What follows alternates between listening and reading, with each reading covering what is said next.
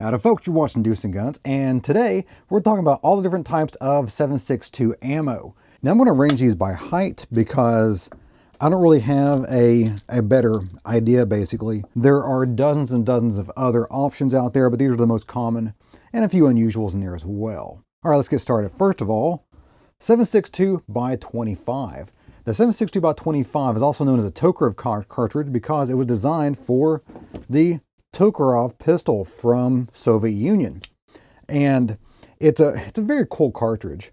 And they also used them, and there were probably some, actually I know there were some submachine guns that also used the 7.62 by 25, but also the very cool and very space age looking, very Space Force looking CZ52 pistol also used the 7.62 by 25.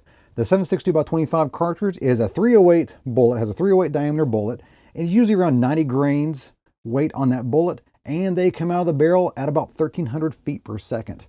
So it is smoking. It is doing really, really well. These things are very, very heavy, so you hardly feel any kind of recoil whatsoever. Moving up the line here, we have 7.62 by 38R. The 7.62 by 38R is yet another Soviet round.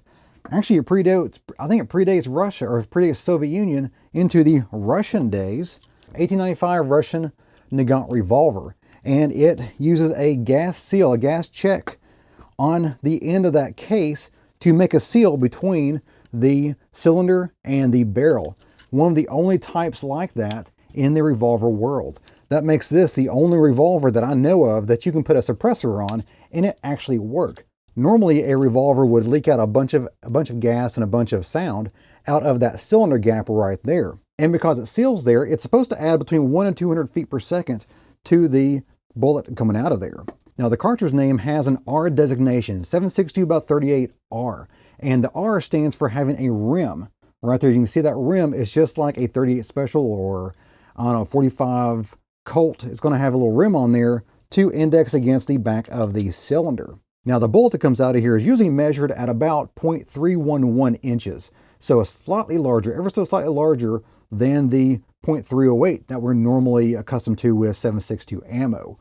Also, the weight of the bullet is usually between 95 and 100 grains, and the speed of the bullet is usually between 1,000 and 1,200 feet per second. Usually it's much closer to the 1,000 feet per second or even lower in some of the commercial available ammo. This goes back to the old side holster here. And what they would have is their cleaning rod off to the side. This would be, of course, hanging on their belt. They would have their revolver. Of course, I got two of them because I bought them when they were super cheap. There's also a screwdriver, but I never could figure out where that went. There's not really a hole to put that in, so I have that stashed away. And off to the side there is a little pocket, and you open that up, and it holds 14 rounds of ammo. So basically, 2 cylinder fills of ammo because each cylinder holds 7 rounds. Alrighty, next up is 7.62 by 35. This is also known as 300 Blackout, one of my favorite recent cartridges. And I shoot this out of an AR-15. Actually, I got a couple of AR-15s chambered in this, various barrel lengths and whatnot. One is a pistol, of course. And this is a beautiful cartridge to shoot subsonically through a suppressor. Super quiet. I mean, 22 quiet, honestly. It's super, super quiet. It's quieter than my Glock with a 9mm through it. So, 7.62 by 35, also known as 300 Blackout. There's a slight difference. You can interchange these with 300 Whisper. 300 Blackout is, they use a 308 bullet out of the cartridge, and the bullet's usually between 125 to up to 230 grains. I shoot a 230 grain lead cast bullet here. And the speeds range from 2,200 feet per second for a 125 grain bullet, all the way down to 1,000 feet per second or even less for some of the crazy subsonic things that I shoot through my suppressor. Next up is the 7.62 by 39. Y'all should be very, very comfortable and familiar with this cartridge. Every baddie in every movie that had a bad Soviet person or bad Eastern Bloc person or Chinese or whatever, they're always shooting 7.62 by 39 out of their guns because they're always shooting AK-47s or SKSs. And both of those were chambered in 7.62 by 39. Now, even though it's designated as a 7.62 cartridge, its bullet measures .312 inches, so much larger than the .308 that we all know and love. The bullet is almost typically always 123 grains, and they usually leave the bore of, I don't have anything here that shoots that on the back here, but it usually leaves the bore of an AK-47 at about 2,400 feet per second. It's basically very, very well proven throughout the world. Moving on to our next oddball cartridge here, 7.62 by 45. What the heck is that? It's 7.62 by 45. This cartridge was designed by Czechoslovakia, and I believe it only found its way into one, maybe two different types of rifles. One was a machine gun. Of course, I don't have access to machine guns, but I do have access to the other rifle it was shot out of, the VZ-52. The Czechoslovakian country, they were not really part of the Soviet Union, but they were behind the Iron Curtain. So when the Soviets came to them and said, "We want you to build an SKS style rifle," and Czechoslovakia said, I think we're cool with our Mauser style rifles. Soviets said, no, we want you to shoot or put together a 7.62 by 39 SKS rifle. And they said, all right, we'll put together something.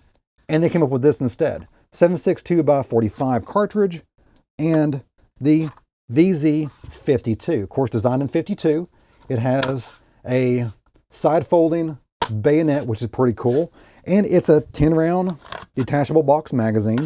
If someone called you on the phone and described to you an SKS and you had to build one, you would very likely end up with a VZ-52.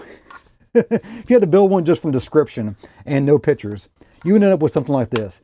It is super nose heavy, very, very little recoil.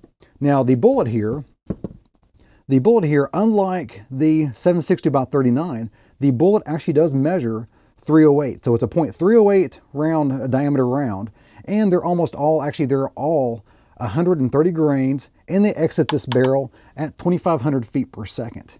So they're pretty potent round. They're more potent than the 7.62 by 39 by just a smidge. I really wanted to shoot this a lot, but it turns out the cartridge is a nightmare to reload because number one, you can't find the proper dies for it. Number two, the bullets are easy enough to find. They're .308 bullets, but they're very lightweight .308 bullets, and they're super, super sharp and pointy. So the bullet profile is hard to duplicate.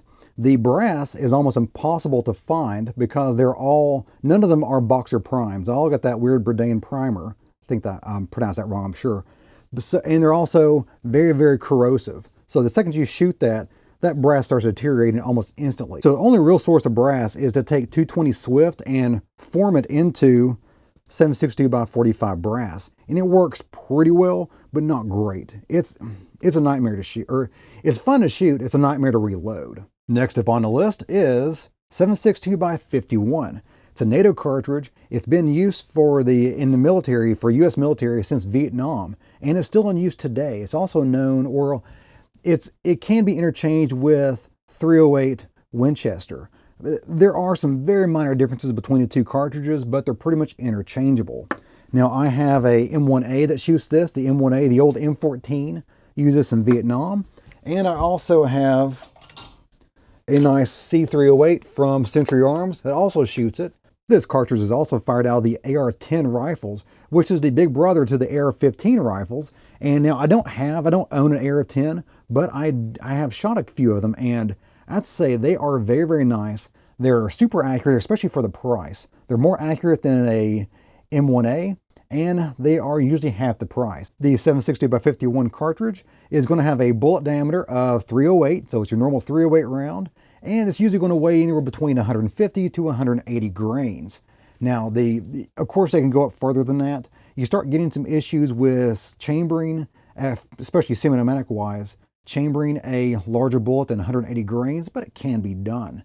And usually the speeds coming out of the barrel of a rifle, normal rifle length 18 to 24 inches, you're looking at somewhere between 2,800 down to 2,600 feet per second, depending on the weight of the bullet and the length of barrel. Next up is the 7.62 by 54R. It has the R designation not because of it's a Russian round, but because it has a rim on the case, just like the 7.62 by 38R, which I knocked over earlier. This is shot out of the Mosin Nagant rifles here, which I have a 9130 right here. This is an old girl here. Let's see, dated 1931. So still got the octagonal receiver there. Beautiful, beautiful rifles. They are heavy. They have a lot of bark. Recoil wise, not too bad, unless you're really prone. If you're prone for some reason, well, it's got the metal butt plate. Metal butt plate, you can really feel that against your shoulder blade or collarbone when you're prone. But if you're standing up shooting, this thing shoots like a dream. It's more of a push than it is really a hard recoil. Now, it holds 5 rounds, and the Soviets, or the Russians actually, before the Soviet Union was formed, the Russians developed this round back in the 1800s, late 1800s, and it's gone through some progressions and some changes here and there. They've made differences to the bullet, and of course the powder has been updated and all that good stuff. And now they seal them off really good. They seal them off around the primer and the bullet itself, although this does not have any sealant. Normally there's some sealant around the bullet as well, and these things are basically tight as a drum as far as moisture is concerned. The bullet has a diameter of .312, so again, larger than a normal .308 round, and the weight of the bullets usually range between 150 and 180 grains, and they leave the muzzle at somewhere around 2,800 to 2,600 feet per second, depending on the length of barrel, because they did have some shorter barrels out there, and they also have, of course, the different weights of bullets will change that velocity as well. Alrighty, I'm going to save this other round as my wild card later on because it's a little bit different, a little oddball. Next up, 7.62 by 63. Now, what is 7.62 by 63? Well, you probably recognize its normal name, its more common name, 30-06. Yeah, 30-06 ammo is also known as 7.62 by 63. This, of course, was developed in 1906 for the Springfield, and later on, let's see, it was shot in the M17 here, the Lee Enfield from America, which I've shot there. You see the video of that. Around 30 years or so after the invention of the 30-06, they decided to put it in these funny looking M-block clips and shooting it out of a semi-automatic rifle for World War II, and that would be the M1 Garand or Garand rifle, whichever one you want to pronounce it. Doesn't matter, either way is correct.